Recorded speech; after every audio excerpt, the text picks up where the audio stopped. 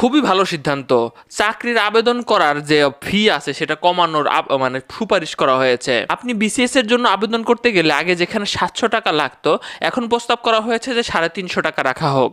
আবার ভাইভাতে বেশি মার্ক থাকলে একটা সমস্যা তৈরি হয়ে যায়, যেটা ছিল 200 মার্ক ছিল ভাইভাতে, সেটা কমিয়ে 100 নম্বর করার প্রস্তাব দেওয়া হয়েছে। এটা কার্যকর হলে খুব ভালোই হবে।